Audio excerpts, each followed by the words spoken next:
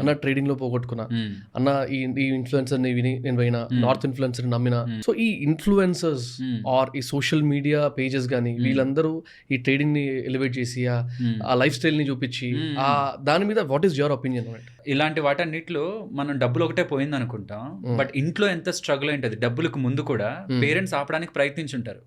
మీకు తెలీదు, అక్కడేమో వాడు ఇల్లు కొంటున్నాడు, కారు కొంటున్నాడు, దుబాయ్ వెళ్తున్నాడు, లగ్జరీ లైఫ్ అంతా చేస్తున్నాడు, బట్ మీరేమో చూస్తే నన్ను ఇక్కడే ఉంచేస్తున్నారు. బయటకు వెళ్ళి చేస్తే జాబ్ 9 నుంచి రాత్రి వరకు నేను కష్టపడాలా, అక్కడ వాడు నాకు 6 లక్షలు ప్రాఫిట్ చూపిస్తున్నాడు.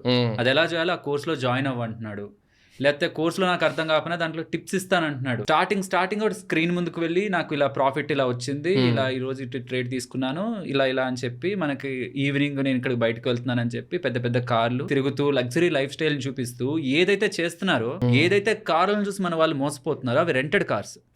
దుబాయ్ వేరే కంట్రీస్లో ఏమవుతుందంటే పెద్ద పెద్ద కార్స్ మనం ఇక్కడ ఏదైతే లగ్జరీ అనుకుంటామో అక్కడ రెంట్కి ఇచ్చేస్తారు.